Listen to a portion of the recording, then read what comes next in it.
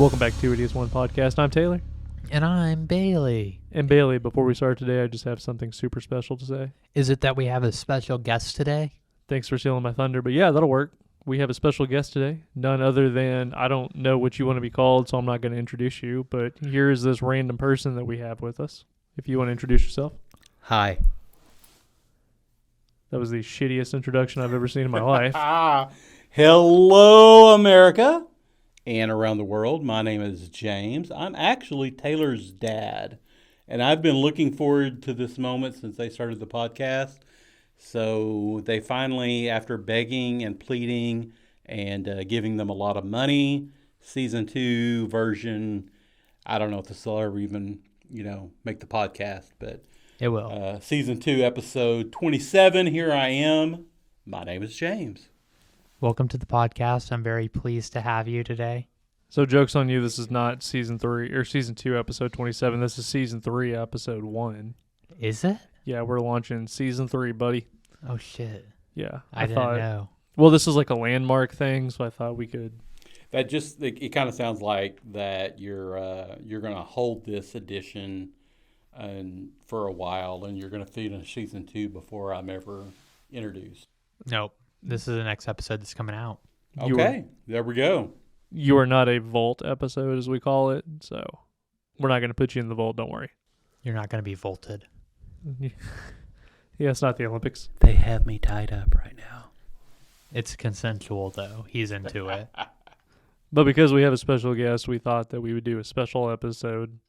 This is none other than the 1992 cinematic masterpiece written and directed by Quentin Tarantino. Reservation Dogs.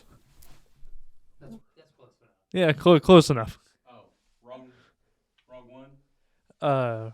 Reservoir Dogs. I get those two mixed up. I apologize. No, he does. When I told him that we were doing this today, he legitimately was talking about it, being like, well, how many episodes have you watched? And I was like, what are you talking about? It's not a TV show. And he goes, yeah, because I told you about it. It was oh.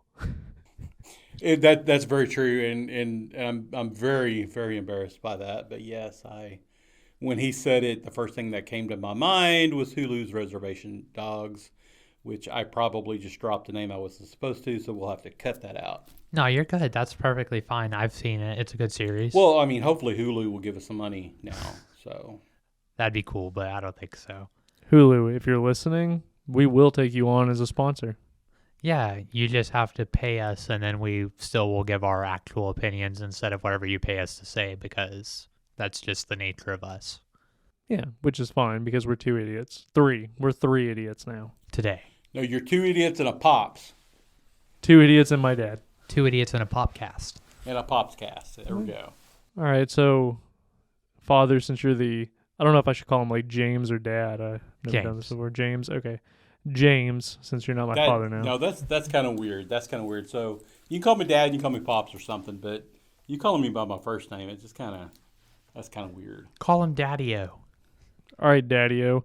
On a scale from 1 to 5, with 1 being the absolute worst thing you've ever seen, 2.5 being an average movie, and 5 being so good it transcends genre boundaries, what would you give this? I'm gonna give a rating that I've never heard on this podcast, and that's a 4.75. Ooh. Okay. I didn't even know that we could do that. We can do it. I mean, as of today. Well, why do you give it a 4.75? This is one of those movies that I just love. And does it stand up to 2022 or 2023 standards, whatever year we're in? No, it does not. But in 92 when it came out, incredibly fabulous. I still think it's fabulous. And for me, this is my favorite QT movie. Quick Trip? Tarantino. Cutie. Oh, sorry. Every time I hear QT, I'm like, oh, Quick Trip. Yeah, I went to Quick Trip yesterday. And for those of you who are listening, and I apologize for taking over here, but I live in Carolina, so I miss Quick Trip. You guys have Wawa, though, right? I have no idea what we have. I work from home, so I never get to leave. My girlfriend keeps me locked in a basement. That sounds erotic and It exotic. kinda is. They do have Buc-ee's, though. We do now have a Buc-ee's, yes. That's fucking insane. Yeah, I don't know how South Carolina gets a Buc-ee's before Oklahoma does, but we got one. That's some bullshit. Now, what did you like about the movie? Like, Oh. why did you give it the 4.75? You said that it was your favorite, but like, It is okay. So without going into spoilers, without going into spoilers, first of all, I love the structure, the play between what's actually happening and what leads up to it. I'm a big Madsen fan. I'm a big Buscemi fan. Chris Penn is not my favorite Penn, but you know I do love him. And then Harvey Keitel is just probably since the first time I saw him in Taxi Driver is just one of my favorite actors. Was he in Taxi Driver? Yeah. Wasn't he the one in the strap shirt? That was Harvey Keitel. That was the pimp in the strap shirt. I gotta look that up. He was all actually muscle bound and everything. So I don't know. It's just one of those. I love Pulp Fiction. Actually, I think everything that Quentin Tarantino's done. This one is just one of those that if I ever am changing the channels and it's on, I stop and watch it. I love it. And yes, now you can tell everybody that I was right about Harvey Keitel. I'm still looking it up. Are you still looking it up? Yeah. So Bailey, on a scale from 1 to 5, what do you give it? So this is an easy 4 for me. I'm right there with James on. It's a quintessential Tarantino movie. It's one of his earliest films. I think it's the earliest one that he's actually released where he was the writer and the director for.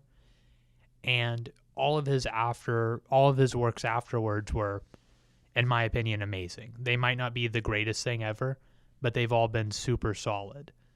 And I haven't seen a movie of his I don't like. And this is actually probably my second favorite, or third, because I like Hateful Eight and Pulp Fiction slightly more. But beyond those two, this is my favorite Tarantino movie. The characters are good. They don't develop super well, but they're super well put together. Like, they feel like real people instead of just like static stock characters that you have in every single movie. Which we talked about stock characters a lot in Moonrise Kingdom because both of the children actors in that felt like stock characters rather than unique individuals. Right. And in this, they all feel like unique individuals, which I absolutely love. And I want to agree with you on that too, because in the opening scene when they're in the diner, that really sets that whole idea of these individuals in what, 5 minutes? Is that like a 5-minute clip or so? Yeah, it's about 5.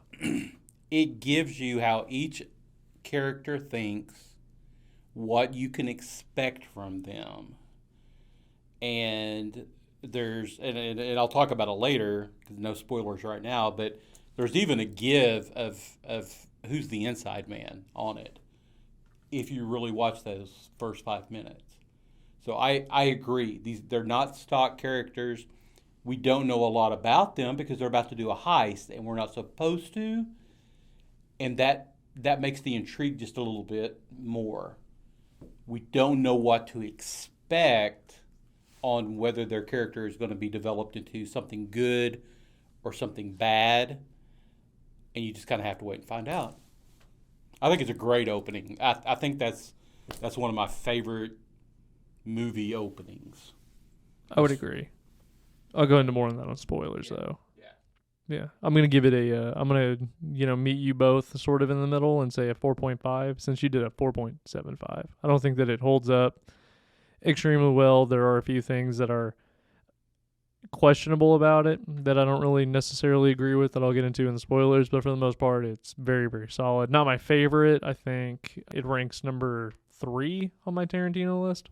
Oh, you're still in that for me, bud. It's either 2 or 3. I can't remember where I've ranked it. I know what the first one is, and I know what the last one. I know what the last 2 are. So I know what your first one would be, but I don't know what your second one would be.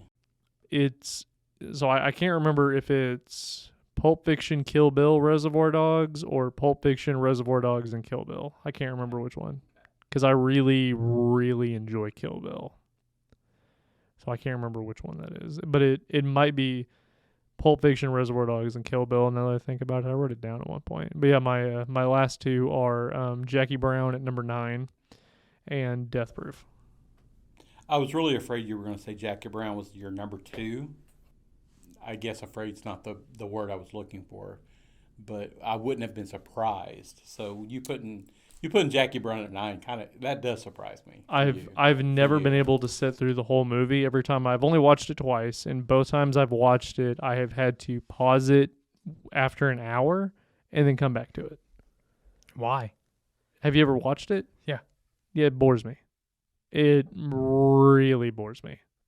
But we're not talking about that. What do you think Roger Ebert gave it? Because he was still alive when this came out. He wasn't dead yet. God rest his soul. Probably a 2.5 on his scale. We're going out of 4? Yeah, this is on his scale. So you said 2.5 on his scale, which is a 3.5 on ours. Yeah.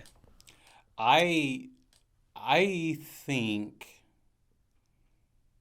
Ebert would have enjoyed this movie, and I think he would have gone higher. I'm going to say 3, but it would not surprise me if he was higher than 3.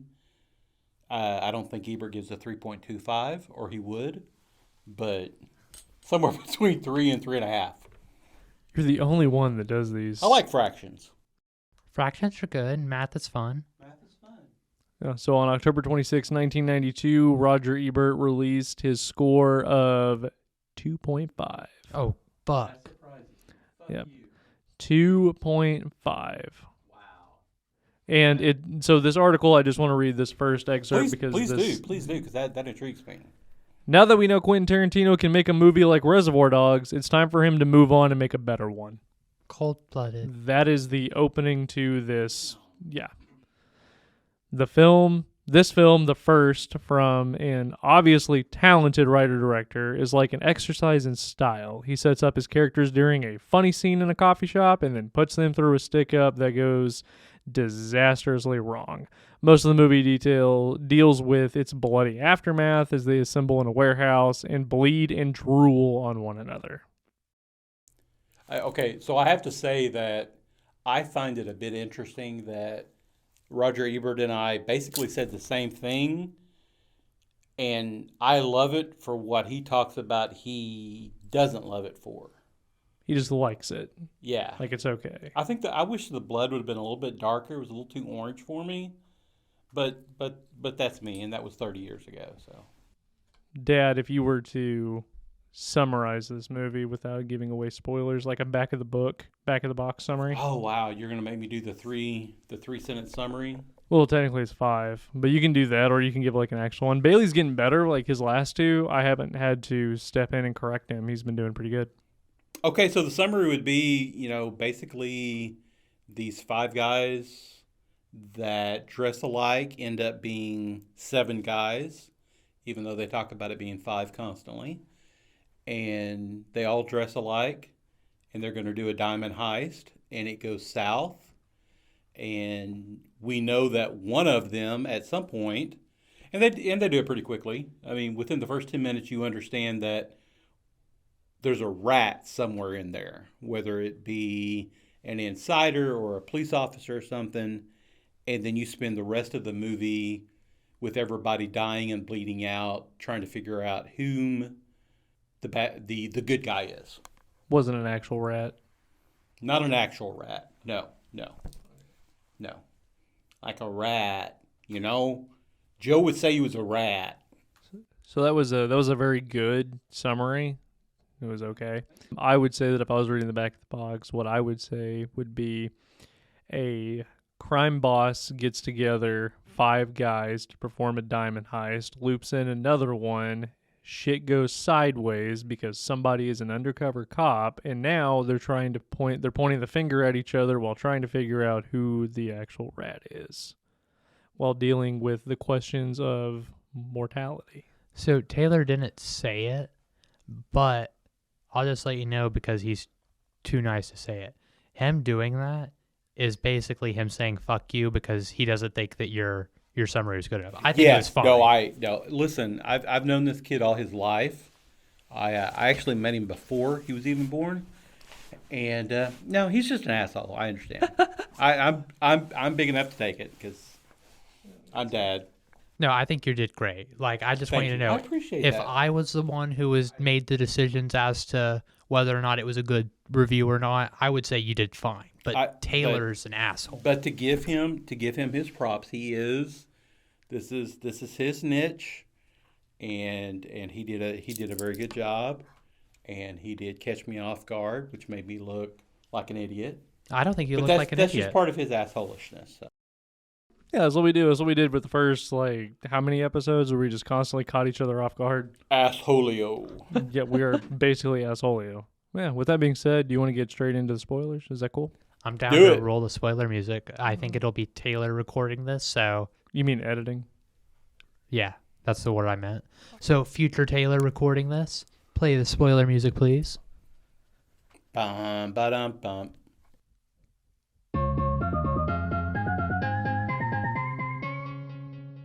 That was good. I'm gonna leave all that in. Perfect. No, I think you should. I'm gonna leave all that in. I think you should. It'd be fun. For those who can't see us, I was looking at Bailey and Taylor's over here doing a countdown, and I'm still just talking through it. So Yeah, you're okay. I'm a virgin. I love it. Yeah. It won't be your first time after we're done with you, baby. What's up? Hey, I tell you what, if y'all have ever found any of my cigar reviews on YouTube, then you'll understand what you're dealing with. We might link or them in what this they're video. dealing with. Right. We I'll might- see if I can make it because I think that he left a big enough pause that I can put it in there with his like 3 or his bum ba-dum bum. Yeah, we can hyperlink it. Don't worry. Well, again, I was born in '72, so when you watched all the old cop movies, it was always when there was a change and they were about to find out who it was. Bum ba-dum bum. This isn't Law and Order. We don't go ching ching when we change scenes. We could start adding that in though. We could technically. We can clip that. No, that's Hobo with a Shotgun. That was a damn good movie. Yes, it I was. If you really haven't seen enjoyed it. that. I haven't. I am a Rutger Hauer fan though, so you can't go wrong with me on him. It's very solid. Yes. But that's not what we're talking about today. 'Cause No! We're talking about Reservoir Dogs. Reservoir Dogs. So who wants to get this conversation started with spoilers? Because now you can talk about anything. Doesn't matter. People have been warned.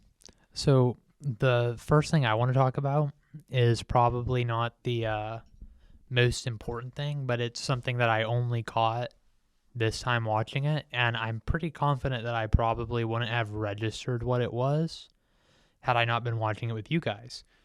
So there is a scene that foreshadows the end of the movie, and it's when they're driving in the vehicle and you can see a balloon following them, and it's an orange balloon. So as anyone who's seen this movie, and hopefully all of our listeners know, most of the main characters in this are correspond with the colors. So there's Mr. White, Mr. Brown, Mr. Fuck You, Mr. Whatever. And the traitor is Mr. Orange. And the balloon that follows the vehicle is an orange balloon. I thought that was foreshadowing. This is the first time I've noticed it. What did you guys think about that? Because for me, it's obvious foreshadowing on this viewing. And that's what we talked about because we looked at each other, started talking about it during the movie. He looked it up, and Tarantino came out and said it was just a 100% gigantic coincidence. It wasn't foreshadowing at all. It just so happened to be an orange balloon. Don't necessarily know if I buy into it because, because it's a very, very placed. I mean, why would the car drive by and a random balloon in the middle of the road that just so happens to be orange pop up? Kind of made me question it. But according to an official statement by Quentin Tarantino, coincidence. I think not. But on the color issue, I think Tarantino plays a lot into those, given that each of our characters are known by a color except, Good Boy Eddie and Joe. Nice guy Eddie. Nice guy Eddie. So when you get to the warehouse, which I want to talk about a lot in a little bit, but when Harvey Keitel and Steve Buscemi step away from Tim Roth bleeding everywhere, and they're talking, the one thing that you see they're in some kind of kitchen-like area. There's a sink. It looks very sterile, even though it's an old warehouse. But you see all these tubs of soaps or some kind of liquids, and in those liquids there were white liquids, pink liquids, orange, and then one bottle that was clear. And if you think about the four people who were left in the movie, that the movie is basically based around inside fighting within themselves, it was Mr. White, Mr. Pink, Mr. Orange, and Mr. Blonde. So I think those containers are kind of a given of whom are there. And the one thing I didn't do at some point I'm going to go back and do is look at the number, because Mr. Blonde, there was only one clear liquid in there, and of the four, he was the first to die. Oh, so you think it's intentional and ordered? So I think there's a number order in there of how many bottles of them that there are. So listeners, check me out, and if I'm close, let me know. If not, then Let us email know. Uh, us at 2idiots1podcast2022@gmail.com. Or comment on this on YouTube if you're listening to it on YouTube, or comment on our Facebook posts, because all three of us view them regularly. So you wanted to talk about The Warehouse. I love The Warehouse, and the reason I love The Warehouse is because when you look up how to make a movie for the first time, and you look up how hard it is to make a movie because of location and set design and script, this movie pops up as the number one movie that you need to research on how to make a first movie. Since this was Tarantino's first movie, and I would say 80% of it takes place in a warehouse, any studio will jump on it and be like, oh, super easy to make, because there's only a few scenes that actually take place outside of the warehouse, and with the exception of the street scenes, everything else could be super easy to make. So I think that The Warehouse plays a very big part in a lot of things, even outside of the movie, just because making it was super easy. and since you said that, this was a $30,000 film. Yeah, 30. Yeah, that was it. $30,000, and I mean that was 30 years ago, but still, that's a drop in a bucket. I mean, 30,000 today would be equivalent to like what, 100, 200? No, probably. Less than that? It increases every 10 years, so 30 years, still $50,000 or $60,000 only. So there's another thing. If you kind of look into it, they could not get the city of Los Angeles because it was a new director who had zero money. They couldn't get the officials to shut down the streets for them to do the bank heist. Right. So when you see those, they basically had to shoot those at red lights when traffic was stopped, and they would run in there, shoot that scene real quick, grab somebody, throw them out of the car, and take off within the moment that it went from yellow to red to green. That's impressive. If we could take a second, to go back and talk about the budget for this. The budget for this was only slightly higher than the movie we did last week, which was Perfect Blue, which isn't really related, but it is related in the sense that these two movies are clear evidence that you don't have to have a bunch of money to make a super, not only good film, but memorable film, because it's 30 years later, and we love this movie. Like, all three of us gave this a very high score, especially for the standards that we usually give on the podcast, because a majority of our scores are threes, and 3.5s. Right, slightly above average, or average, slightly above average. Right, so that's just more evidence that even if it's a low-budget film, if you know what you're doing, you're a skilled writer, you're, knowledgeable about what you're trying to do, and you do it in a concise, logical fashion, 30 years later, it's likely that folks are going to be talking about it and talking about how great it is. Which, that's all I had to say. I'm sorry. Well, and that's not to say that it's not a product of its time, because it definitely is. I mean, you could say the same thing about Pulp Fiction, even going back and recently watching that one. Yeah, it's a product of its time, but it's good. And a large part of that is due to the dialogue, which we talked about, the diner scene, I think in the pre-pod, or not the pre-pod, the non-spoiler section.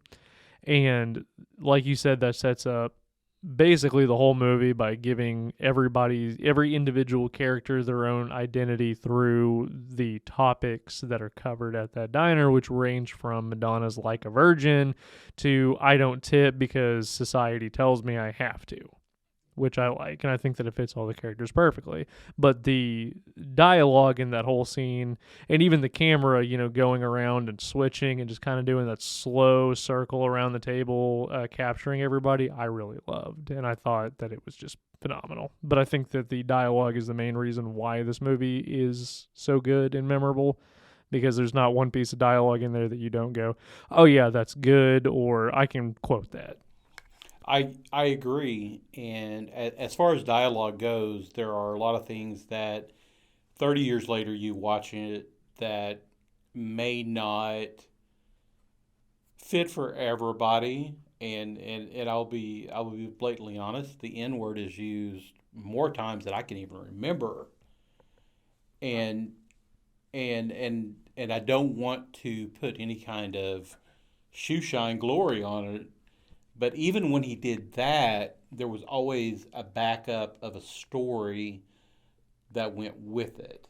And that dialogue is just, the dialogue, I think, built all the way around it for each individual is just very impressive for a first-time writer.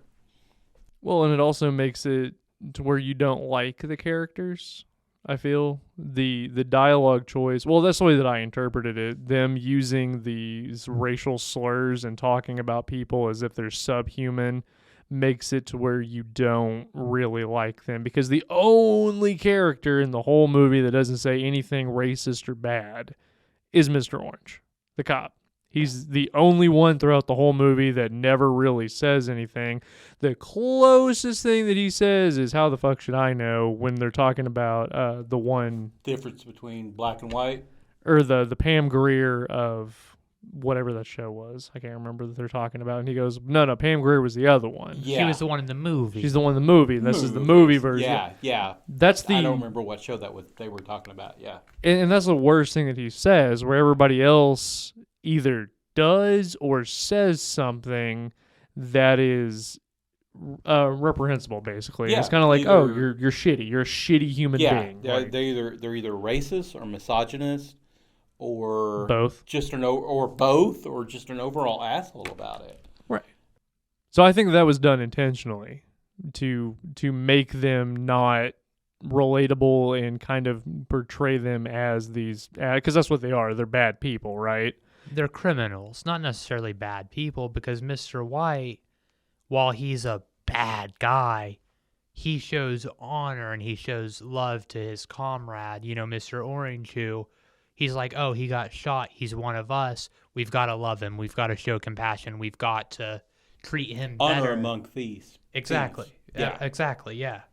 Until he tells him he's a cop and then he shoots him in the head. Well, fuck that guy. He's a cop. Well, he also shot 2 cops, and he's like, did anybody die? Because the dialogue between him and Mr. Pink, did any real people die? Because they're only cops, no real people died. Yeah, exactly. Like, okay, so cops are subhuman. Doesn't matter because, Marvin had a family and a child and blah, blah, blah. Right, but he's a cop. But he's not a real person. So, yeah, even Mr. White had his flaws where it's like, okay, you're kind of a shitty person. So that's something that I wish I was older than I am now. And I think this is something for James really to answer, because he's significantly older than both of us. Oh, whoa. Well, you can't use the word significant. Well, I'm not trying to be disrespectful when I say that. But so based on my life, so when I was alive in the early 2000s, like, a lot of people said the N-word. It was definitely something you weren't supposed to say. But it was also something that, like, my parents, when I was growing up, actively said, because it was wrong to say, but they were also of the mind that, they were mildly racist, like significantly more racist than is acceptable. Right. And my question is, in 92, how was that? Like, was that a common thing? Because the only way I have any reference to that period of time is through media. And in media, sometimes it's like, oh, it's just a word we can throw around, which I recognize that you shouldn't throw it around. But 492, was that like out of the norm, or was that like a typical thing? I think it was still typical at that time. You know, having grown up in the 70s and 80s, it was still a vernacular that was used because of the time. We are, you know, we're going to be only you know, a few years past the Rodney King beating, Right. and not to sidetrack this at all, but I think in my generation, let me just speak for me. I'm not going to say my generation, but for me growing up, it was one of those things that was used kind of by everybody at the time in the 70s and 80s. And after that point, after the Rodney King, I think, again, to me, that was the first time that there was a cultural shift in my world for me. And I will always tell everybody that, you know, growing up as an athlete, we were brothers, you know. It didn't matter if you were black, white, or American Indian. Since I grew up here in Oklahoma, when you got on that field together, you were brothers. And so the word may be used, but it wasn't Hate-filled? as it could be. Yeah. I mean, So I'm not sure I answered your question. But I think to answer it, to me, if I were put a point of maybe when it changed within me, it was that summer of '89 or '90, and things started really changing after that.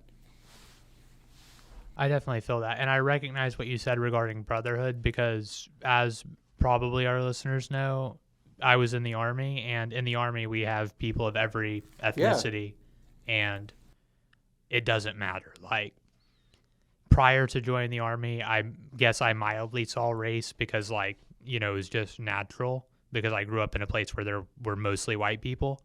But after joining the Army, it was no longer a relevant thing to me because we're all the exact same. Like, meeting people of every ethnicity, people from, you know, I served with people from like Ghana. I think that's the country. And they were, you know, very different culturally than I was, but we were still brothers in arms. Like, it was super irrelevant once you break past that like base level, like, oh, you appear different than me. Like, it's, oh no, we're exactly the same. You know, fuck drill sergeant, he's a dick. Yeah. And I was just wondering, because to me the dialogue in this movie was very racist and like super fucked up, not shit you should say. But I also wasn't alive in 92. Yeah. And it was probably 15 years after 92 that I was like old enough to have like my own thoughts and opinions. And I know during that time, that was still a word I heard regularly that I knew was wrong. But the generation older than me who were saying it regularly got mad at me when I was like, hey, you're not supposed to say that word. Yeah, right. So I was just wondering. Yeah, I didn't know. no, and to answer that, for me again in '92, yes, I think it was still probably in a lot of people's vernacular. For me, I would say it was around that time that things may have started changing. So again, when I watched it tonight, I don't know why it stood out so much. I really don't. But it was just like every time I heard it, and maybe it's because we live in 2023 now, and it has become a Tabooed thing.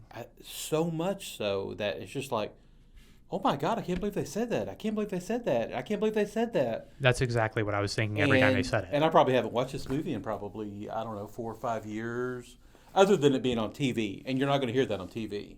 So when I said earlier, anytime it's on, I'm going to watch it. Maybe that's the thing. Maybe I didn't register how often that was said. Don't know why we spend so much time on. I mean, that. it's just an interesting thing. On that one subject, but yeah, it's very interesting. We tackle the hard questions on two We, idiots. we One tackle podcast. we tackle hard questions there, and Just wait till we do Get Out. Oh yeah, I mean, we're gonna do Get Out sometime, and I hope it wow. doesn't come off incorrectly. But I'm just gonna say this now. Taylor and I have no hate towards anyone, like any specific group. James doesn't either. I don't know him as well, so I can't definitively say that. But Taylor, I've known for years, and he is not a hateful person. He doesn't hate anyone for no reason. He doesn't hate any group, and I'm the same way. So we might talk about race, or we might talk about sex, and we might talk about how we perceive things, but we aren't doing it out of a place of anger. We aren't doing it out of a place of hate. We might be doing it out of a place of misunderstanding, but we are trying to understand. We're trying to better ourselves, and we're trying to better you, the listener, by hearing the opinions of people who maybe don't know what the fuck they're talking about. But us sharing these opinions give you the opportunity to hear what we have to say and to go, oh, these guys are fucking idiots. I should try to better myself and, not be like them. Or to be like, oh, these guys are mildly insightful. Maybe I should try to, take a page from their book and be less shitty as a person. Because we are trying to entertain, but we're also trying to make ourselves and everyone who listens better. Sorry, I'm off my soapbox. No, you're okay. Like, it'll happen at some point. We're not trying to be disrespectful or hateful. It's something that we like. I mean, we don't hate anybody of any race. Like, cool. Don't care. I mean, Bailey was in the Army. Like, just go for it. Are you okay? Were you, like, burping or something? Oh, okay. No, you're good. We can just cut it out. Don't worry about it. No stress. There's no stress here. Yeah, just... I don't think you want me to do an old mid belch on here. So. I mean, he does that shit. So. Well, that's true, but usually can't hear. I mean, hell, I'd have a big old cigar smoking right now if If Taylor wasn't lame about smoking inside. If Taylor wasn't lame about his landlord. It's not about my landlord. It's about I don't want my shit smelling like smoke. Yeah, I had a great grandma that smoked inside. I know exactly what it's like. So don't come at me with that shit. All right. When you pay the bills around here, you can do whatever you want. Absolutely. So, I'm sorry. Back to the movie. Back to were we talking about a movie? Yeah, we were talking about Reservoir Dogs, 1992. No. Oh, I thought we were talking about Get Out. Oh, sorry. We're on a different... Okay. So now it's time to play a fun little game in the middle of this. Since there are many connections and every Tarantino movie is connected, this is the one that kind of starts it all. There were... Vincent Vega. There were 3 characters in this movie that directly tie into others, and then there's one more thing that's tied in. But the 3 characters were Scagnetti, the parole officer for our second person, Mr. Vincent Blonde, Vega. Yeah. Vic Vega, and then there was Bama. Bama? Bama That's was not mentioned. That's not one I recognize. Even, I don't know what Bama is the tie-in to. Alabama. I heard. Okay. I remember you guys talking about and it, but I don't know the tie-in. I didn't get it either. Yeah. Okay, so that one I'll give to you. Okay, Alabama is the name of the prostitute in True Romance. I haven't seen True Romance. You know what? I've never seen True Romance. Are you serious? Yeah. Okay, so True Romance was the 93 one came after we know this. the movie. We've just never seen it. Directed by Tony Scott, written by Tarantino, and Alabama is the name of the prostitute that Clarence falls in love with. So when Mr. White talks about doing those jobs with Bama, that is who he is referencing. So when you watch True Romance, you're like, oh, okay, you're more than just a prostitute. You had this whole life as a thief, and now you're a prostitute and all that, and kind of gives her more backstory. So her and Mr. White know each other. So then the other one, which you already said, was Vic Vega. Which is the brother of, I want to say his name was Vincent. Yeah, Vincent Vega, which they were going to do a movie about the Vega brothers. That was going to happen, but then, John Travolta and Michael Madsen got too old.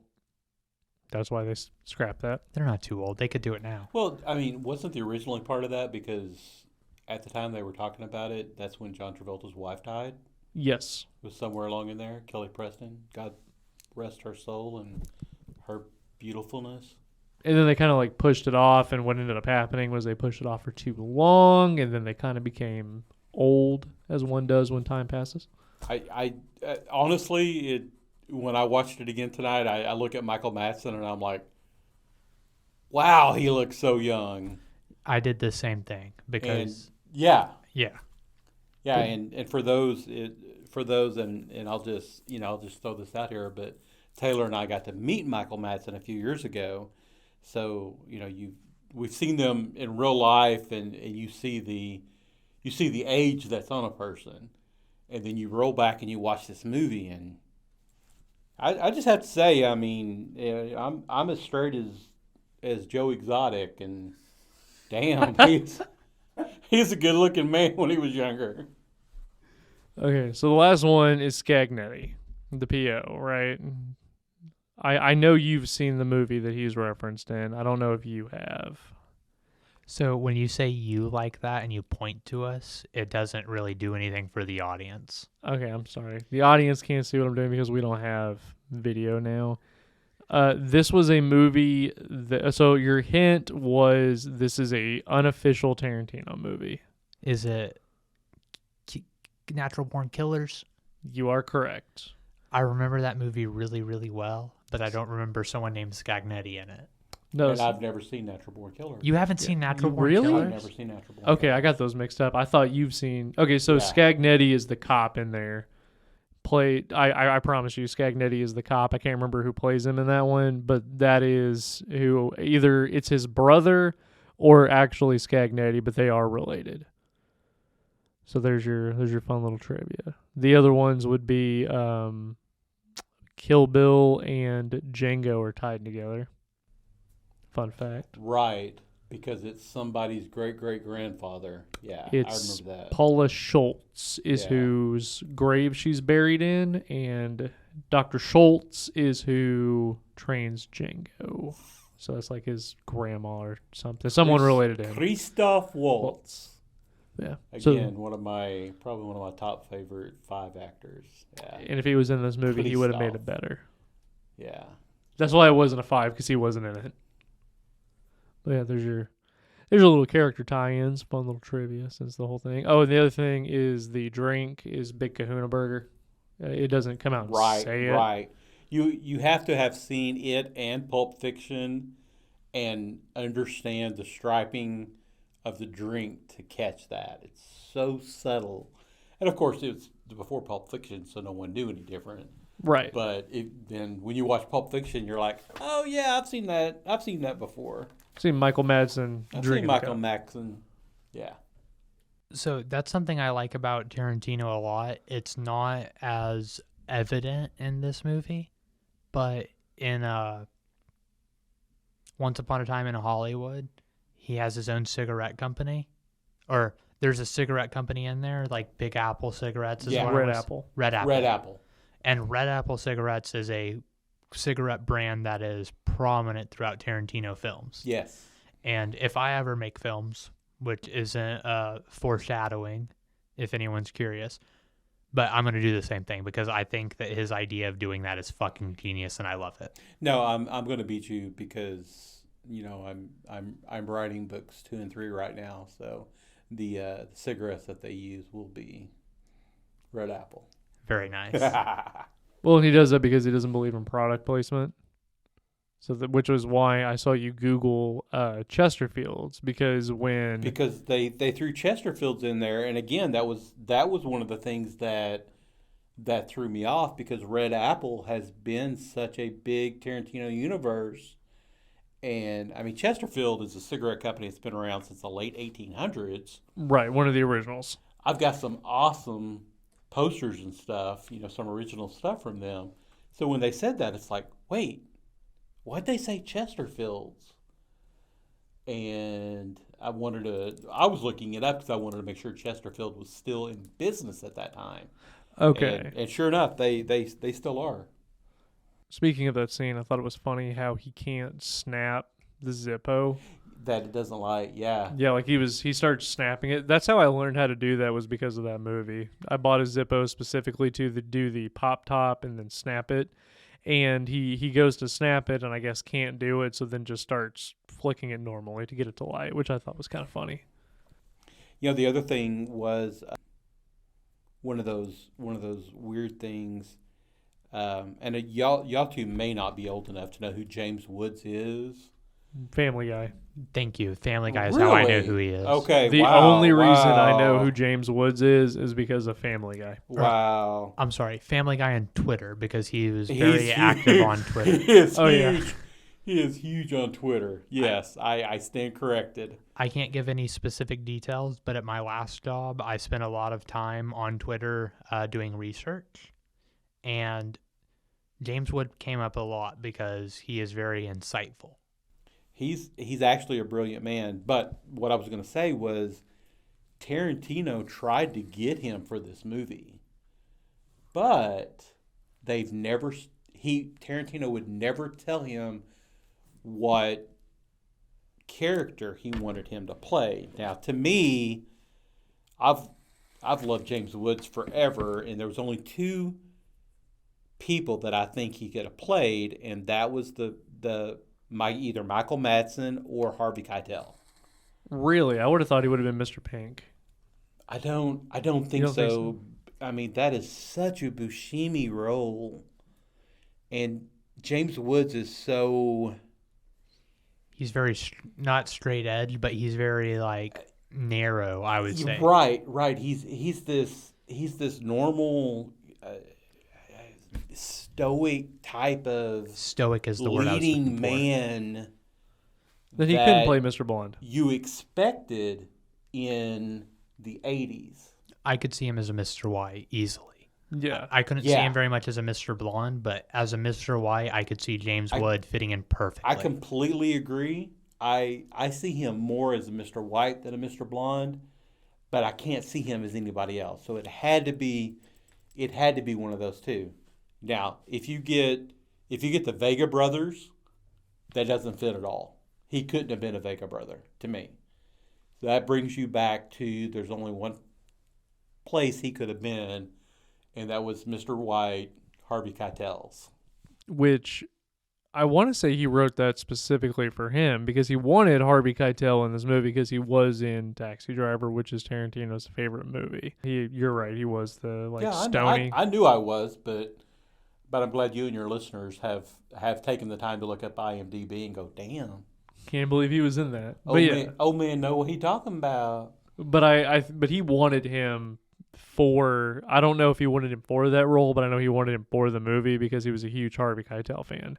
That was one of his stipulations when he made the movie, is he wanted Harvey Keitel in it. And that could have been the reason that James Woods did not make it into this movie. He was the second to Harvey, and I'm making this up. I do not know, Quentin. If you're listening to this, give me a call. But I think he was probably that backup. If he couldn't get Harvey Keitel, James Woods was the same kind of actor and could have fit that role as you said, Bailey, that he had compassion, that honor amongst thieves, brokenhearted at the end when he finds out that he was betrayed. That the person that he had put all his trust and stuff in.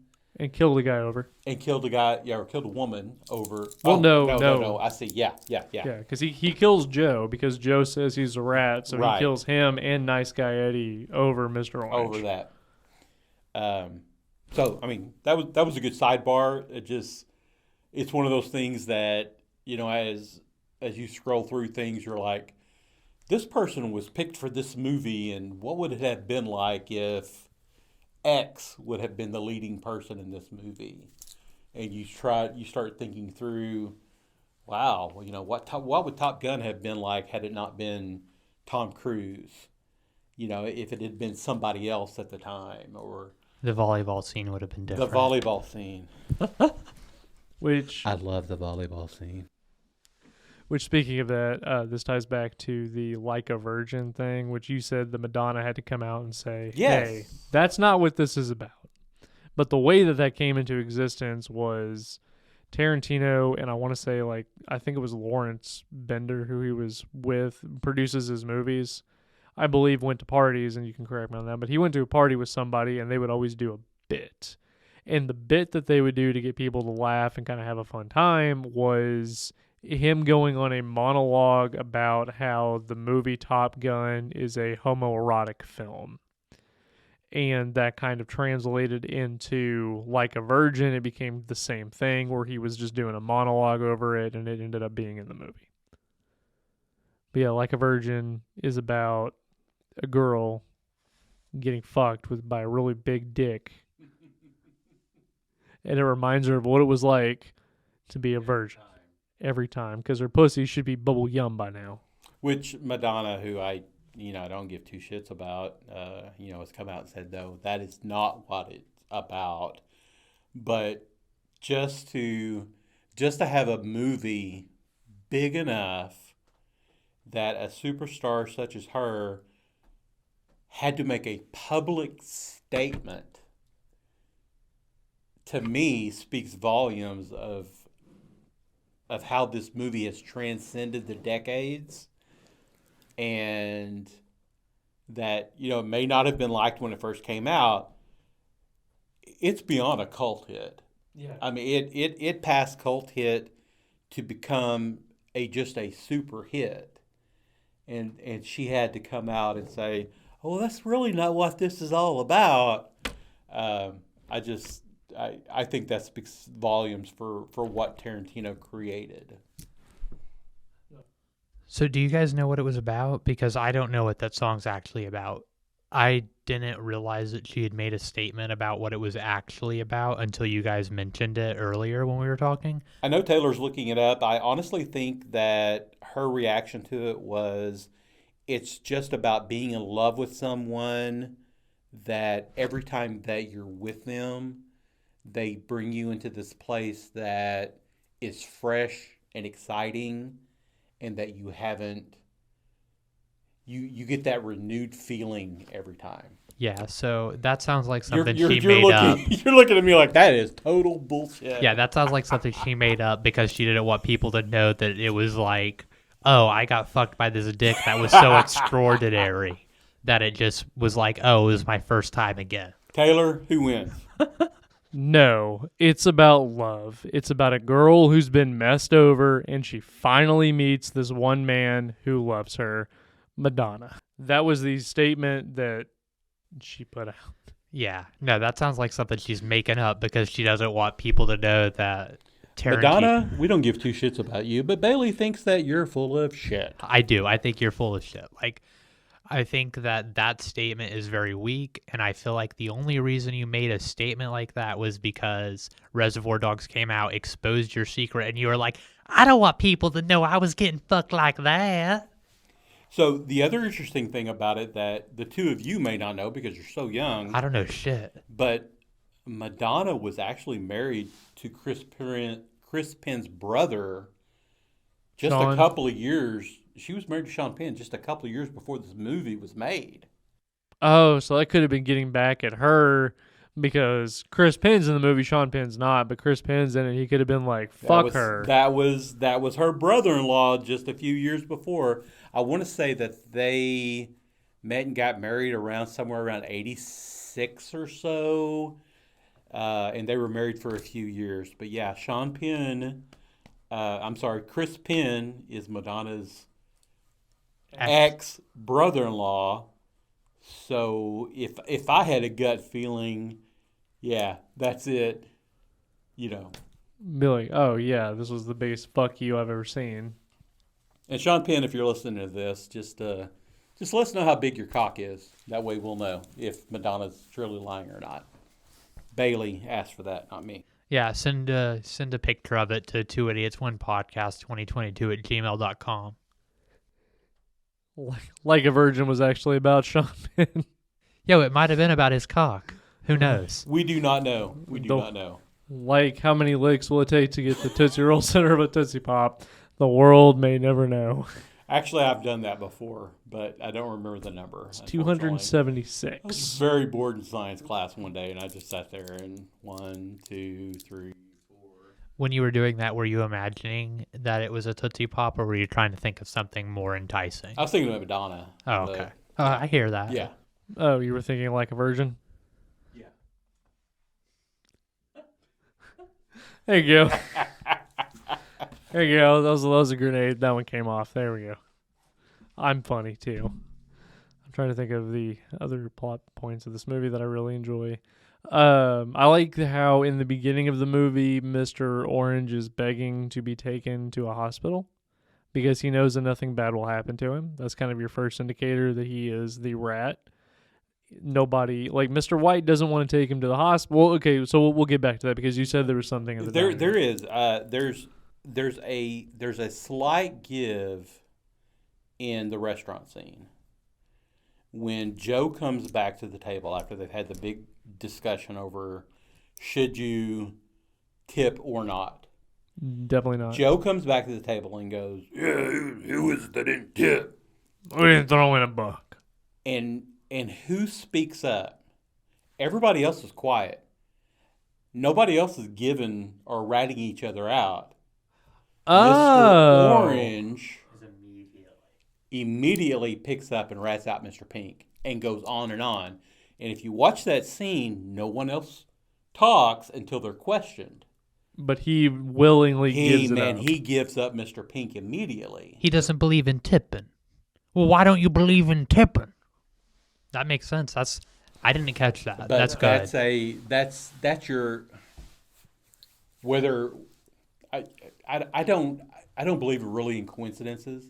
I think if it's in there, Tarantino set it up that way. Definitely. And if you were super good, you'd have caught that in the very beginning.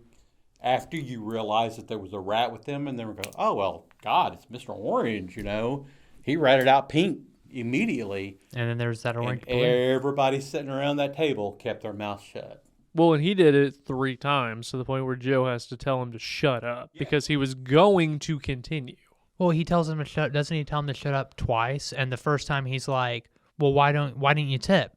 And then the guy's like, "Well, he doesn't believe in tipping." Or he's like, Joe's like, "Shut the fuck up." Yes. And he's like, "Why didn't you tip?" And then Mr. Orange is like, "Well, he doesn't believe in tipping." It's almost like being a first grader. Yeah. You know, it's like I'm not asking you, Bailey. I'm asking Taylor. Taylor, why don't you tip? And he doesn't believe in tipping. He doesn't believe in tipping. Shut the fuck up. Why don't you believe in tipping? Yeah, I wasn't asking you. And so that was, I think that's your first give that it's orange. Again, I don't believe that the orange balloon, I don't believe in coincidences. That film had to be edited. Yeah. And if a fucking orange balloon follows your car, who at that point it's Chris Penn that's driving the car, if that orange balloon's following the car, you reshoot it. Well, but that's leading up to what will be the grand reveal, right? Because he shows up and then they go get the diamonds. While they're going to get the diamonds is when it's revealed that he's the cop by shooting Blonde. Right. So that's literally right before that, almost foreshadowing, setting it up, being like, oh, he's going to reveal who the rat is. And technically his dad did come in, Joe did come in and say, no, everything that he says is bullshit. Why would you listen to him? He's the rat. He's the only one I was 100% sure on. Now, I do want to get rid of the elephant in the room and... Wait, I'm not going anywhere. I'm not that fat. No, get rid of the elephant in the room because this movie did come under a lot of heat and controversy for being a ripoff of City on Fire. I haven't seen that or heard of that. I'm sure most people haven't. Is it because this movie ripped it off and did better? I watched it. Yeah, I've never watched it. I've heard that stated, but I've never compared the two. I will go on record and say that there are similarities. Okay. But I don't believe that it was to the extreme that like what Aronofsky did with Perfect Blue. So I disagree with you there because I've seen Perfect Blue and I've seen Black Swan, and They're both good movies. Perfect Blue is significantly better, but because of how bad Black Swan is at articulating the points that Perfect Blue made, I don't think that it can be considered a ripoff. I know it is by most people, but after watching both of them, I feel like Black Swan did different things. To me, portrayed a different feeling, and because of that, I don't see it as much of a ripoff as sources would have led me to believe prior to watching Perfect Blue. And that's what I felt like with City on Fire. It's very easy to make the argument that this was ripped off, and you can also take into consideration what Tarantino says, that he openly admits to ripping off movies because that's what everybody in Hollywood does. You pay homage to shit, which is all of Kill Bill. If you break it down per scene, he pulls scenes from all these different movies that have meant something to him, right, and have recreated them. And when you watch them, they're nearly step for step, sword for sword, everything together. Which is what this is. Like, there are scenes in there, and it's the same it's the same plot. I mean, you can make the argument that it is a ripoff. You can say that he stole that idea, but I think that he's just a lover of all that is cinema and liked it enough to be able to borrow from it. I think that he did borrow. I'm not going to defend him and say that he didn't do that, but I will say that he borrowed, but I don't think that he directly ripped it off, because they are different, and it might be because one's set, I think it's like Japan or Korea, one of the two, and then the other one's set in America, so there are obviously cultural differences between the two of them. But for the most part, I would say that they are different movies in their own unique way. I'm glad you brought that up, because when we get to the scene of Mr. Orange and Mr. White and the big reveal, I want to come back to that Japanese idea. Okay. But as a writer, for me, it's always been kind of difficult to try to come up with something relatively new, something Wholly unique. And that's really hard to do. And the Bible and Shakespeare both say, there's nothing new under the sun. And there was one of my favorite TV shows is a show called Suits. And there's one episode where this girl sues the company that she worked for, a book company, because they stole her idea for a book. So the lawyers start looking at it, and when they go to court, they're like, have you ever heard of this book? And I apologize that I can't think of the books. I've just thought of this. But they lay out 4 or 5 very well-known books that all have the same premise. And they're like, okay, what makes what you wrote different from them, other than setting it in today's time? And so the whole idea is that everybody borrows. Everybody thinks that the idea that they have is a totally brand new idea that no one's ever thought of. And so when she tried to sue her book company, they came back and said, well, here's 6 other books that you could have looked at and pulled that same idea from. So us publishing a book that you think we stole, we could have easily stolen from them. These, yeah. And so there's a lot of that. And if you've never seen it, God, this is an awful movie. Pamela Anderson, Barbarella. Yep. Have you ever watched Barbarella? No, it's not Barbarella, it's Barbed Wire. Barbed Wire. I apologize. Barbed Wire. Casablanca. I swear to God, it is scene for scene Casablanca. It's Casablanca, but if it was porn. It's the exact same movie. And when I watched it, I remember watching it, and my girlfriend and I were like, oh my God, this is Casablanca. This is Casablanca. So it's hard to, everybody's trying to make their own buck of, hey, I'm going to sue you for this or that or that or that. So creative differences, I understand. I think if somebody tried to steal something from my books, I would feel the same way. But again, I look at everything because I'm not a natural writer. I look at everything of what makes this different than something else. So, And I don't think that. I think he, like I said, he borrowed, he didn't steal, and I think that's okay. They're different movies in their own right, but I think what he did was unique and different, and is his own movie. Picasso said, "Great artists borrow, no, good artists borrow, great artists steal." Which Tarantino's come out and said that too. Yeah, Because that's all it is art, baby. it's all art, just different mediums. Yeah, and that's okay. So there's a rapper named Cal Scrubby. I don't know if you guys have heard of him. Oh, I have.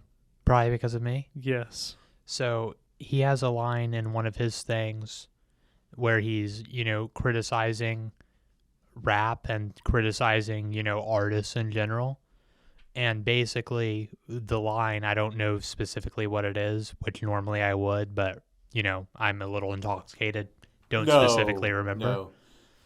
But in this line... We have not been drinking Wild Turkey 101. If Wild Turkey wants to throw some money our way, we would definitely take it, or just some free bottles of wine. Absolutely.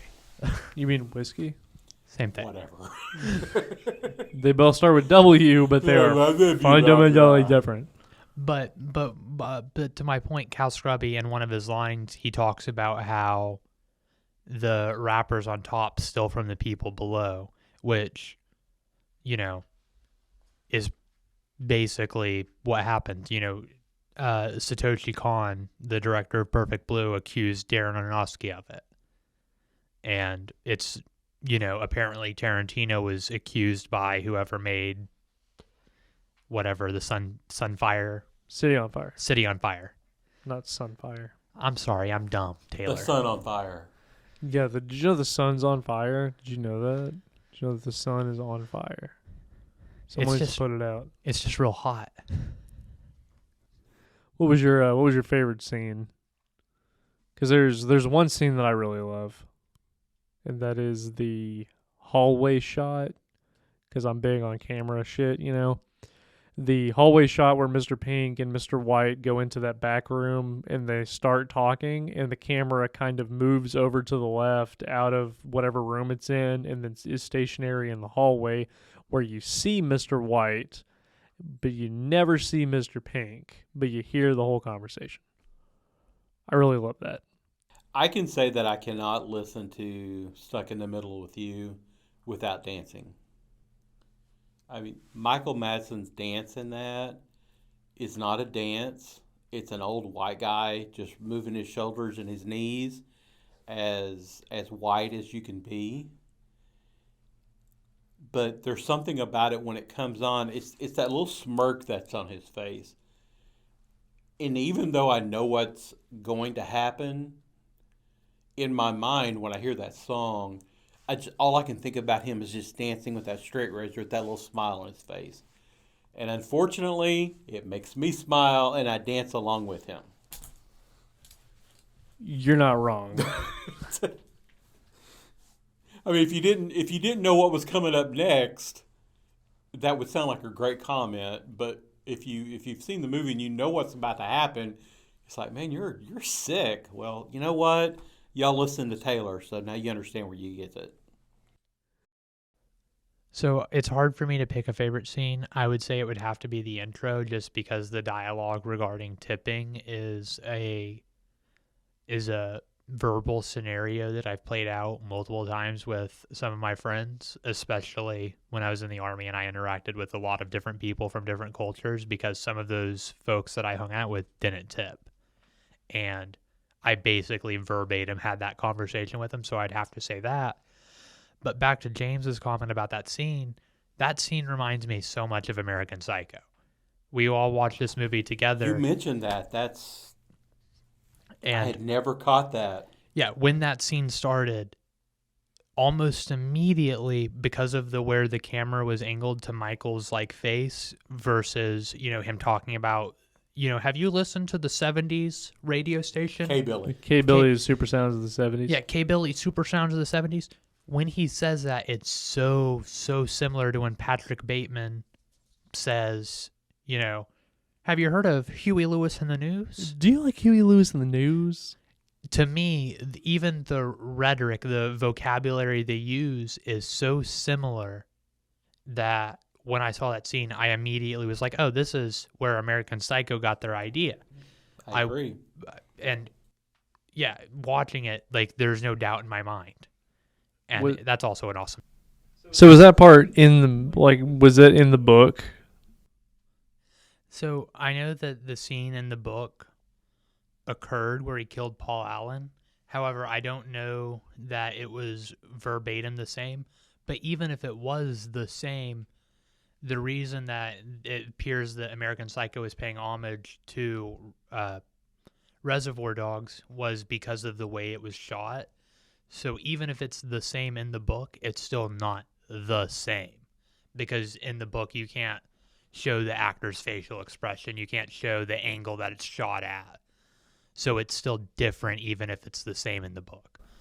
So because of that, I feel like American Psycho definitely took that scene from watching Reservoir Dogs. Okay. That makes more sense. Now, speaking of that, you had said something about the ending that you want to talk about, Dad, with Mr. Orange confessing. Yeah. So, at the very end, you have Mr. White and Mr. Orange, and Mr. White is consoling Mr. Orange and trying to help him out. Mr. Pink just grabbed all the diamonds and ran out. Everyone else is dead. Harvey Keitel, Mr. White, is dying because he just got shot. And there's a scene or there's a moment there when Mr. Orange starts confessing who he is. And so there's been a lot of talk over the last 30 years of why did he do that? You can hear the police outside. Mr. Pink is we know Mr. Pink gets shot, possibly arrested. Something people think he's died. I think Tarantino said that no, he did live. But for whatever reason, Mr. Orange confesses to Mr. White, I'm the cop. I'm the one. Which ends up being Harvey Keitel's character. You hear the cops break in. You see Harvey Keitel. He's got the gun to Tim Roth's face and ends up shooting him, and then the cops shoot him. Why? The cops were there. All Mr. Orange had to do was just keep his mouth shut, and in a minute he'd been in an ambulance and gone. Right. So a lot of people question why did he do that. So something you said earlier maybe have answered it for me because in the Japanese culture, which the possible product that Tarantino paid homage to or quote unquote stole from, in Japanese culture, a man faces whom he is and what he's done before he can cross over. And so what Mr. Orange basically does is he's clearing his conscience. He basically caused all of that. And you could blame it on Mr. Blonde. And we know that Mr. Orange is the good guy. But when it comes out to it, he's the rat. So even though he's the good guy, he's kind of the bad guy. And he clears his conscience to let Harvey Keitel, who killed somebody for him, took a bullet for him, and is now cradling him for the second time in the movie. And he goes, I'm sorry, I'm the rat, I'm the cop. But that was him clearing his conscience because he knew he was dead. He knew he was gone. And he knew, or he felt, that he owed it to Mr. White, to Harvey Keitel's, because Mr. White had told him his name. Mr. White had told him where he was from. Mr. White believed in him so much that he gave all these details that he felt as a man that he had to say, I'm sorry you were wrong. I'm the bad guy. That definitely makes sense. And I feel like he definitely did it out of guilt, feeling bad for everything that he had done because of, like what you said, there was that emotional bond that was formed with him revealing all the details about himself, even though it was specifically said don't do that. So you see it more as guilt than as a clearing of conscience or a stepping up as a man to say, I caused this, forgive me. Yeah, I definitely see it as guilt. More than anything, like everything happened because of him. This was all his fault. All these people had died because of what he had done. He had killed 2 people. He had basically had Marvin die because of him. Marvin died because of him. He shot an innocent woman because of all of this. He got Joe and Nice Guy Eddie killed and ultimately caused Mr. White to get shot and kill both of his friends because he truly believed that he was innocent. So it was more of a, I am guilty of this. Let me see if I can cut you a deal to get you out of here. Interesting. That's at least the way that I interpreted it. Yeah. And then Mr. White was like, oh, well, this can't be forgiven. You must die. See, I see it more as the way James said it than the way you're trying to articulate it, because I see what you're talking about where he could feel guilty, but because of Mr. White's character and because of the character that Mr. Orange has been portrayed as so far, I completely agree with you. I completely agree that it was an honor system. It was him being like trying to clear his conscience rather than him trying to seek forgiveness from Mr. White, because at this point Mr. White's fucked. Even if Mr. Orange is like, oh no, don't do anything to Mr. White, he was cool to me, he's still a criminal. He's still going to get in the same amount of trouble. Like there's no deal that could be cut. At this point in time, his fate is sealed. All of their fates are sealed, including Mr. Orange's, because he's laid there long enough, and you can see that his situation has deteriorated to where he's probably not going to make it. Like, yeah, they're going to rush him to the hospital immediately because they know he's the cop, but he's still been lying there bleeding for literally hours, and you can see that the color by this point has drained from his face. He appears to be on the brink of death. I completely agree with you. It's an honor thing. Like, I'm going to die before I die. I want to clear my conscience to you, even though you're a bad guy. I still have to get this off my chest because that way I can pass over honorably. And personally, I kind of see that scene as you look at a different universe, he and Harvey Keitel, Mr. White, would have been friends probably. Even though they were on the opposite side of the law, Mr. White took him in. Mr. White helped him along the way, almost a father-son relationship, uncle-nephew relationship. What about a mentor? A mentor relationship. And this was never about Mr. White. This was never about Mr. Brown, blue, pink, or blonde. This was about catching Joe. And when Mr. Orange gets into this, Tim Roth's character is all about catching Joe. That's all they're in there for. Everything else that happened was an incredibly unjust byproduct because Mr. Blonde got heavy on the trigger. Mr. Blonde doesn't get heavy on the trigger. Right? Okay. Mr. Blonde gets super heavy on the trigger. I apologize. This is a movie, but I mean, we don't have a movie because then it all falls into place. It dominoes into, yes, the police were there. Yes, they showed up immediately. Yes, it was a setup. But he comes in and everything's taken care of. They get the diamonds, they leave, and then Joe gets arrested. But the police move in so fast that everything goes to heck, and this is not what Mr. Orange goes out to be. And if you look at the flashbacks, and unfortunately I don't remember the character's name, but who was it that helps him, that he meets at the diner, that gives him the whole bathroom story idea? It's the commode story. The commode story, yes.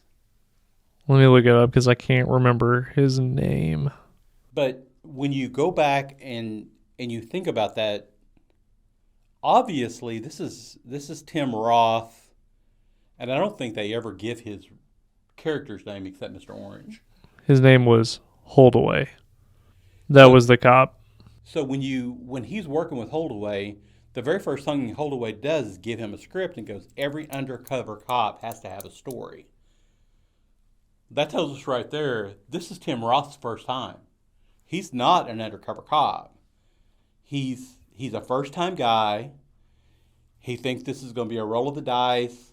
Everything's set up. Everything's planned out perfectly. The one thing that they couldn't control was how Mr. Blonde was going to react to it all. Right. If it all worked out the way it had been planned out, everybody gets arrested, everybody's good. Maybe one person gets shot, in the melee. But I think he genuinely felt sorry to Mr. White for bringing him into this, even though Mr. White was already part of it. You're about to die because of me. I did not mean for that to happen, and for that I apologize. So guilt. Also, Mr. Orange's name is Freddy. Oh, it does.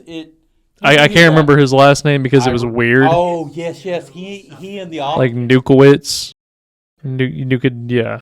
Newendike. That was it. Yes, that's right. When he's having the conversation with the police officer. With Marvin Nash. Marvin, it's Freddie Nukendike. Freddie Nukendike. I met you a few months ago. 6 months such ago. and such.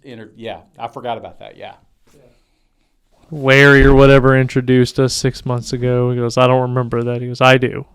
And I thought that was kind of a powerful scene, too, where he had met this rookie cop. Obviously, Mr. Orange is a little high up in the rankings or something, in order... Enough to have made detective and then gone undercover. Yeah. Right, and it's a big deal to Marvin for some reason. We don't know why, because it never explicitly states it, but he is a big enough deal that he remembers meeting him, but Freddie doesn't remember meeting Marvin, because Marvin's kind of low in the totem pole. So obviously whatever he did was something that was good and recognizable, but we never get that closure for it, which is okay. Yeah. That was just a heartfelt scene in a Tarantino movie. A very. I think and I'm glad you said heartfelt scene, because you really kind of feel bad in Tim Roth's character the whole time, because he's still young and it's his first time out undercover, and he gets shot, and he's shot in a place that he knows that if he doesn't get help quickly, he's going to die. This isn't the Yankee Clipper in the leg, or a little shot in the arm or something. I mean, he's gut shot, and anybody that's hunted understands the ramifications of that, and he knows that, and that's why he begs to be dropped off at the hospital. And so I think he knows he's meeting that, and he's gonna pass. And Marvin probably as a young cop, all he's thought about is his career track. I'm going to be a beat cop, and then I'm going to be a detective, and then we'll move on from there. Right. And so it's kind of an influence of, we don't understand how we do an impact on people, but because of that one meeting, he made such a remark on Marvin that Marvin was able to be disfigured to save his life as a brother, and not say a word. Because he could have gave him up at any He time. could have gave him up any time. But he didn't. Would Marvin still die? Yeah, more than likely, yes. Would it have been quick? More than likely, yes. I mean, especially if he had given him up when Mr. White and Mr. Pink were interrogating him. Absolutely. Mr. White appears to be a man of honor, so he would have probably just shot him instead of Mr. Blonde, who certifiable psychopath. Yes. And I still think, given and here I am making up a movie, I still think Mr. Blonde probably would have went ahead and shot Marvin, and then took it out on Mr. Orange as best he could. I mean, I could definitely see that. I don't know. I feel like Mr. Blonde, because he said, I don't care if you talk, because it gets me off to fucking torture a cop. Yeah. So because of that, I feel like he probably still would have done it, just because his character was painted to be this remorseless, merciless, cop-hating, like, bad guy. Like, Mr. Blonde, in my opinion, is the only person who is genuinely painted as nothing but a bad guy, because the diner scene at the beginning gives humanity to pretty much everyone other than Mr. Pink, because it talks about, oh, you should tip, their waitresses are poor, whatever. And then again during the scene where it's talking about, oh, did you kill any real people, which Mr. Blonde wasn't there, but because of that, with the conversation with Mr. White and Mr. Pink, it shows that they differentiate between, normal people. Like, oh, normal people have humanity. They deserve to be spared. You shouldn't just, mindlessly murder them. Totally true. I completely agree with you on that, especially when we look at how they see police officers. And they all seem to share that hatred of them being what we could call a subculture. They don't mean anything. They're a dime a dozen, kill as many as we can. We're in this for ourselves. Well, because they don't even call them cops, they call them blue boys. Blue boys, that's true. Yeah. They don't give them names, just blue boys. Was there anything else that you wanted to discuss that you had in your notes, Father? Let's see. Oh, we never really talked about the warehouse that they were in. Oh, yeah, you want to talk about that? The warehouse to me is very telling of everything. If you walk in, or when they walk in and you start looking at it, the first thing that I noticed was there's either a 1977 or 1978 Cadillac hearse there that's under plastic. Yeah. So I'll come back to it being under plastic, but opposite of the door, are all of these caskets that are stand up, ready for use, all covered. And so it gives you an idea that this warehouse is more than a warehouse. What was it previously? I'll talk about in a second, but that's a huge foreshadowing, is everybody's about to die. Your hearse is there. There's a casket for everybody that walks in that door, ready to go, brand new, line you up and go. And then the idea of them all being covered is they haven't been used in a while. They've been waiting. And they're waiting for this moment to usher in the next group of people that go through. Now, I do own a hearse. I do own a lot of caskets. And I do own some blood pumps. So as you look through all of those things, one of the first things that I saw was there is a mechanism that a coroner or funeral home uses to carry a casket on. And you'll look at it, it's kind of like a scissored thing with wheels on it. That's just stowed away. I mean, it's not prominent at all, but having had one, I noticed it. And then there's a pump in there, and you've got all these hoses. And that's all mortuary stuff. And we talked earlier about all the what looks like soap bottles that could be chemicals and stuff. And so when you do an embalming process, you push all these chemicals through people to replace the blood. And what do we see through the whole scene is just the emptiness of the blood and everybody dying. So to me, the warehouse is that final pit of saying, if you've gotten in here, you're not leaving. We've been waiting for you. The hearse is here. The caskets are here. The casket mover is here. The pump's here. The embalming stuff's here. And we're just waiting. Like you're gonna die here.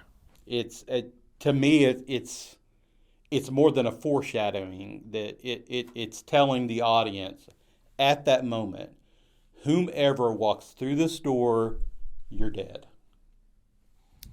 That's I didn't notice. And other than the police officers, every one of them that came in there, except Mr. Pink, and there's still that thing of him running out. He screams he got shot. Did he live? Did he die? Even if he lived, he would get life in prison, so he's going to die anyway.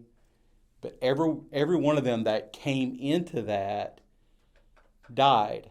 And so if you backtrack and you look at when Joe gives them the plan, there's a couple of scenes that shows from Joe's perspective that you realize they're in that warehouse.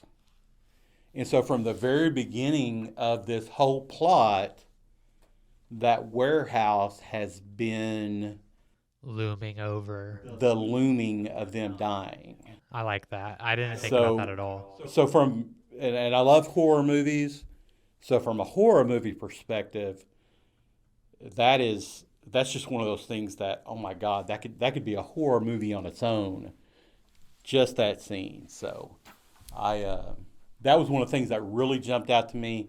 Again, I love that any director that kind of, I don't want to say hides things in there, but if you don't have that specific knowledge, you don't catch it. You don't see what they are. Now you might see, okay, that's a hearse. Okay, that's a casket. But once you realize that there's a pump in there and there's a casket mover and all these chemicals and stuff, and then you realize that this whole place is set up to bring in bodies and take out bodies.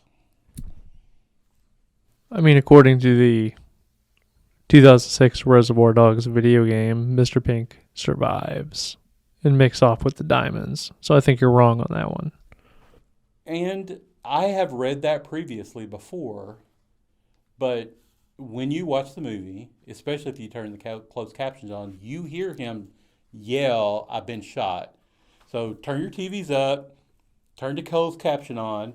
Rewatch it. Don't listen to what's going on at the scene. Listen to what's going on outside that scene. You'll hear the cops. You'll hear the police pull up. They jump out. They start screaming. Show me your hands. Show me your hands. You hear the gunfire. And you hear Steve Buscemi say, "I'm shot, I'm shot." And then he leaves it up to you on whether or not Steve Buscemi dies. Because originally, I thought he got away. But as I got a little bit older and I turned on the closed caption so I could, see all the things that they were saying. Then I realized, oh, hold on. He said he shot. Did he get away or not? And so there's a debate on whether he did or whether he didn't. We'll leave that up to you to decide. Did Mr. Pink die? Or did he live? Did he get one in the pink or two in the stink? Did he go before the judge and got thrown in the stink? You should have just waited, Taylor, because what he said sounded better. Yikes. Okay. Well, the good news is the video game's only like $15 on eBay, I found, complete. So I think I might buy that just to have it. It was a pretty solid third-person shooter, which I think Michael Madsen was the only person who actually voiced anybody in that game. I don't think anybody else returned for it. But yeah, pretty cool game if you haven't checked it out. Just a little interesting fact on that one. And I cannot confirm or deny that Virginia Madsen, Michael Madsen's brother, may or may not be Sister. Taylor's.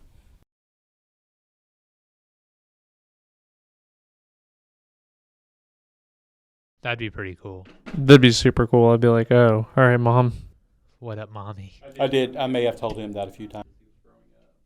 Multiple times. Multiple times. I really tried when we met Michael Madsen. I really tried to get him to call him Uncle Michael. Yeah, he did. That was a fun thing. That would have been funny. That'd have been good stuff. But with that being said, do you want to go into the Taylor talk? Yeah, let's do it, dog. What do you have for us this week, Taylor? Oh, I think that we're going to interview my father. Oh, shit. Bum. Bum. Did you have questions for my dad? I don't have any super specific ones, but I do have one. Bring it to me.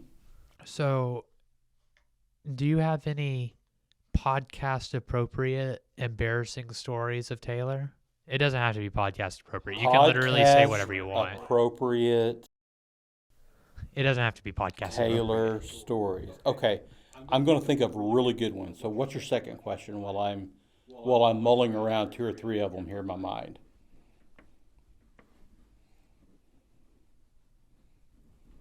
So, you've listened to a lot of episodes of the podcast.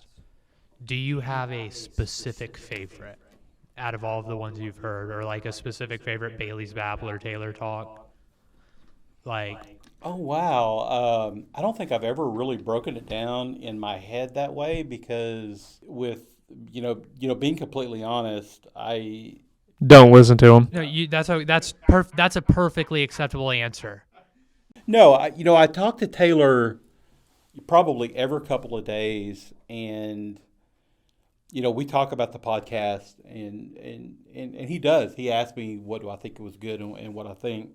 And I really try to give him so much feedback on how y'all do things and such that I've never really broken it down into how I feel as far as movies go. I still bring a little conjecture to Halloween and the Carpenter versus Zombie, which I've got which I believe I've got a great answer for. But other than that, I just I'll publicly say the more y'all do this, I think you're just finding your niche. You're finding this placement of how comfortable that y'all are. And Taylor and I, we've talked about some of the games that y'all played back and forth and stuff, and just being normal and being open and stuff. So, yes, I don't get paid for this.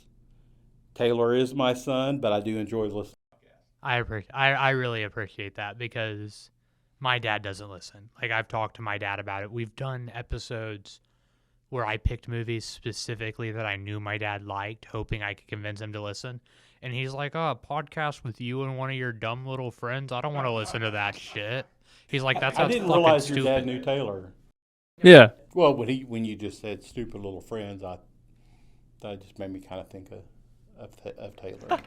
No, that's a reference to all of them, not just Taylor. Yeah. No. One of the things that we always talked about with Taylor, and it probably was about a year or so ago before we ever really told him about it. But I was a big Paul Reiser fan, the comedian and actor in the '90s, big '90s guy, and so he had this show, and he's Jewish, and so he always talked about the shmecky.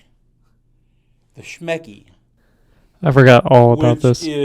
Which is honestly, God, I have no idea, but something to do with a man's penis in the Jewish language, and I don't know if that's a true way to say it or not, but I'm just saying this is what Paul Reiser said, and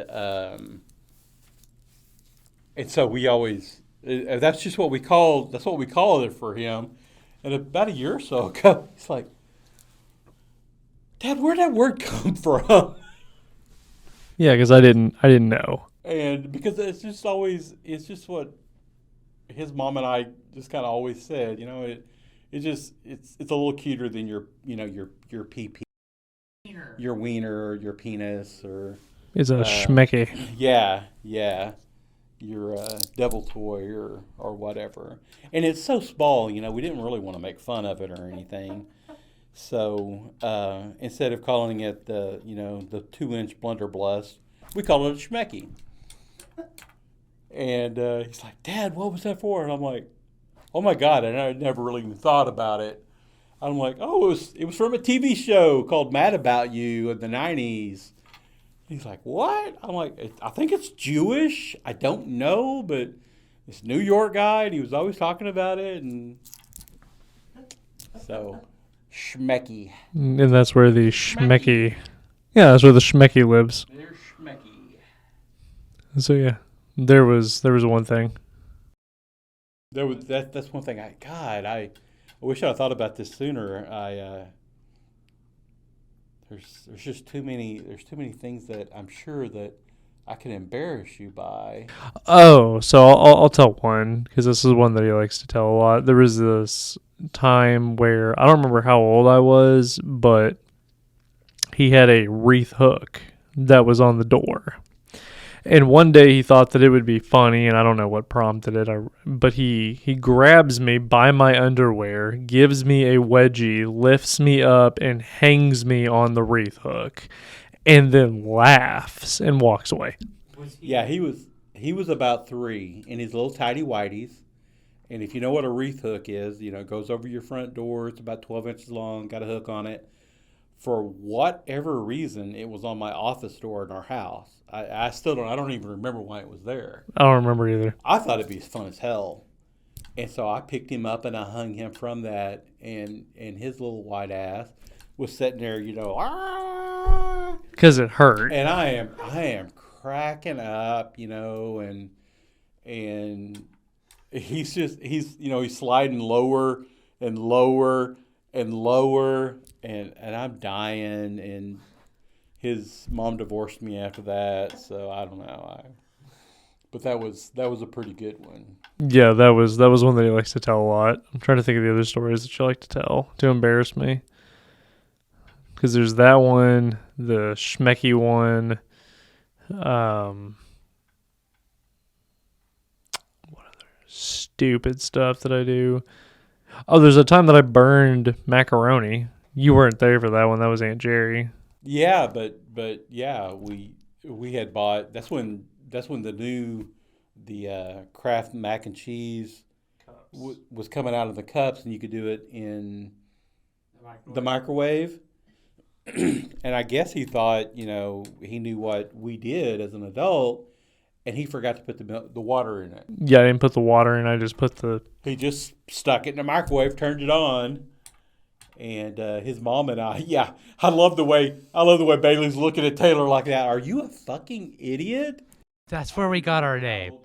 I don't remember how old you were. Oh, I was easily 7 or 8. Oh, I thought you were going to say 15 or 16. No. I mean, if you're 7 or 8, that's not a huge deal because you don't know how water works yet. I completely disagree with you on that. Oh, I mean, I don't Oh, they were mad. If he was like 12 or 13, I would be like, oh, did you beat his ass to the point to where child services got called by the school? No, this was, I mean, I will never compare my kids, but his sister would have known better. And there's just something he does. It's like, you're just an old white man, aren't you? You act like you're 70, so I don't know. I'll just throw this in the microwave. That's what Mom does. 15 minutes. That ought to be good. That ought to do it.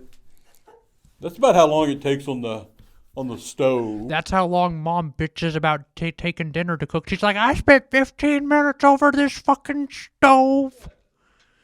So he's like, it goes in for 15 minutes, right? Fucking shit, Taylor. What the fuck? When he was a kid, okay, now I'm starting to loosen up a little bit. When he was a kid, his mom babied him so much. And unfortunately, I'm staying at Taylor's apartment tonight, so I may actually have to go home with Bailey after this story. But his mom babied him so much that we would fix dinner, and he would like, no, I don't want it, and she'd go fix him a ham sandwich. Yeah, no. This is all the kid wanted to eat was a ham sandwich. That was it. And I would throw such a fit. Well, he hasn't taken a bite. I would just look at it. So some things that I would legitimately refuse are like squash, and even to this day, I hate it. But there would be about every. It would be like a T-bone steak with mashed potatoes and gravy and green beans and A1 steak sauce, and I'd be like, no, I don't want that. This kid would look at it and then request a ham and cheese sandwich. And then at some point in time, his mom and I go out to eat, and I think we went to Outback or something, and it might have been Red Lobster, you know. And please, people, forgive me. Remember, I was born in the 70s, so 70s and 80s, Red Lobster, that was big for us. And so we were eating one day, and I'm like, you know what? This kid is going to try shrimp and lobster. If he doesn't like it, that's no big deal. He's going to try it. And this little creep over here took one bite of lobster and absolutely fell in love. And then after that, every time we would go eat, it didn't matter where we went. He wanted a lobster tail. I'm like, we're not made of money. And so we would end up, and Outback was the best place because they had, and I'll always remember, $7.50 to add on a lobster tail. And that's all we would order him. And we're like, does he want anything? Yeah, he's getting the fucking lobster tail. Shut up. And walk on. And he would come out, and I would break it open for him. Or, when I first showed him how to break open the lobster tail, that sucker would sit there and eat that thing like it was Daryl Hannah and Splash. And after that, it was just like, I'm like, oh my God. I should have never introduced him to the finer foods in life until he was in his teens. Because that's the kid.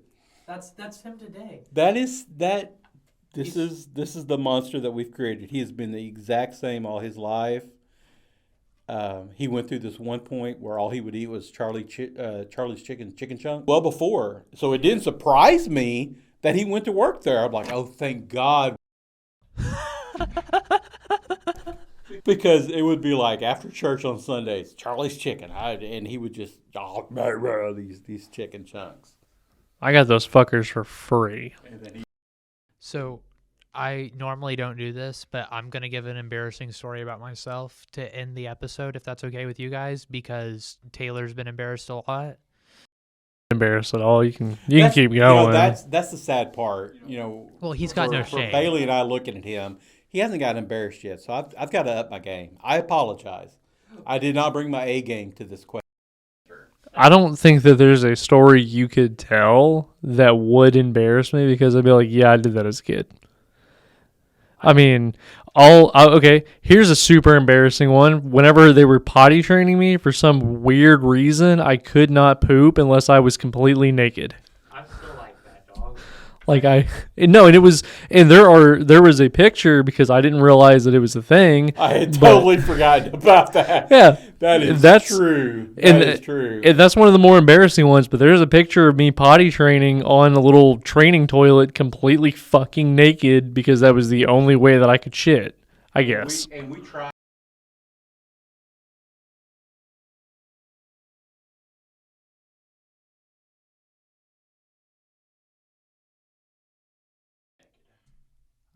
I mean, like I said, I still do that. That's relatable. Yeah, nothing that you can say will embarrass me because I will own up to it and be like, yeah, I was an idiot. So, have you guys ever heard of Salmonella's Chicken Palace? Oh, yes. Yeah. Salmonella started in Tahlequah, which is where I went to school. Yeah. So, anyone who doesn't know, in northeastern Oklahoma, there's this pizza place called Salmonella's Chicken Palace. Not to be confused with Salmonella. Yeah. Sam and Ella. Exactly.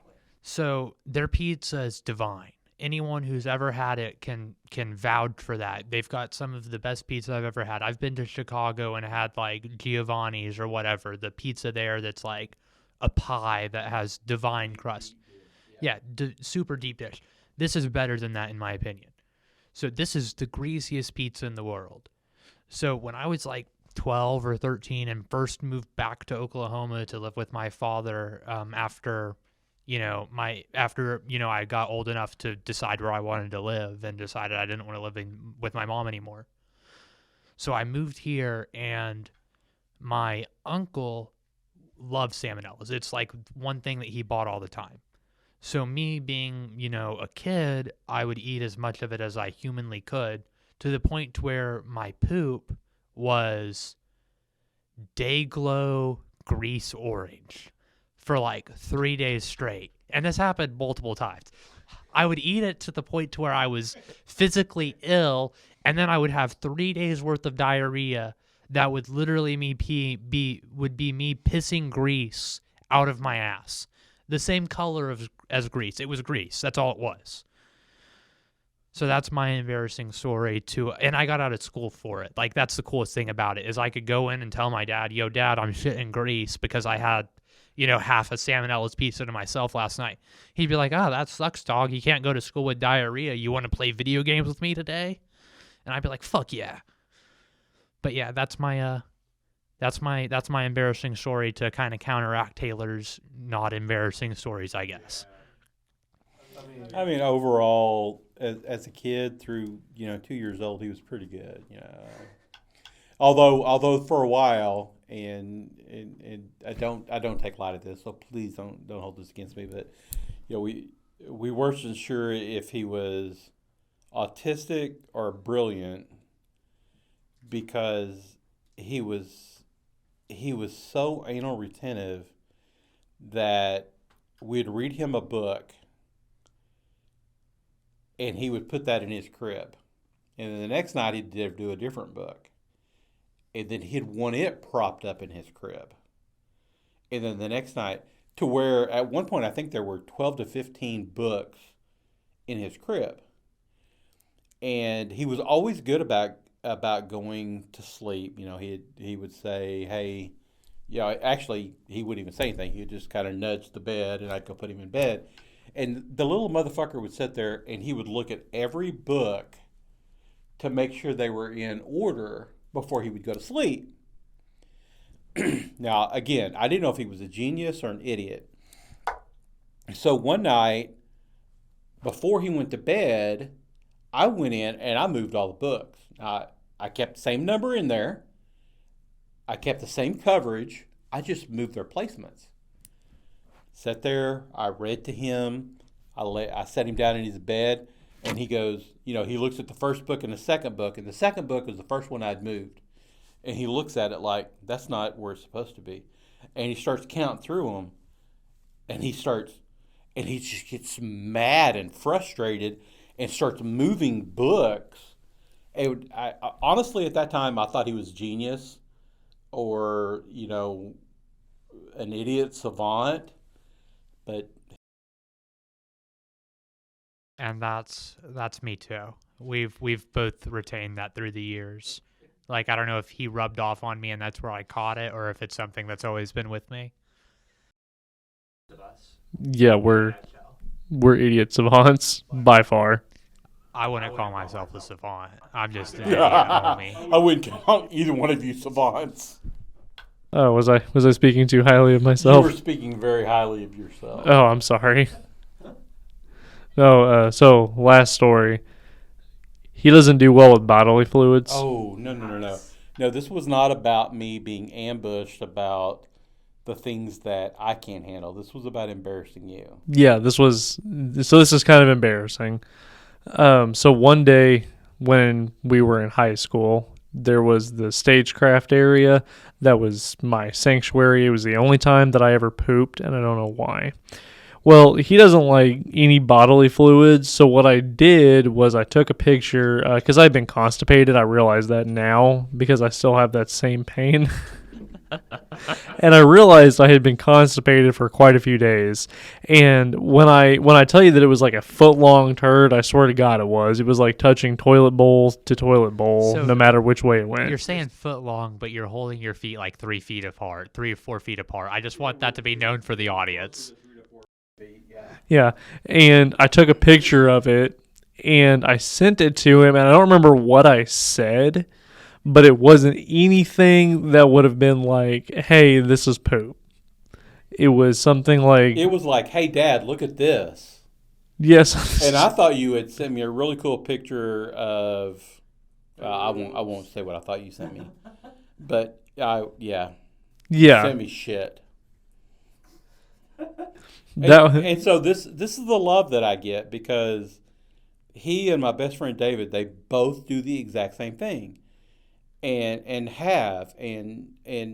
David was in Adult Protective Services, and the pictures that he would send me, I'm just, if you hear gagging, hopefully they'll edit that out, but really I can't do the bodily fluids, and those two will gang up against me and send me things that are just ungodly.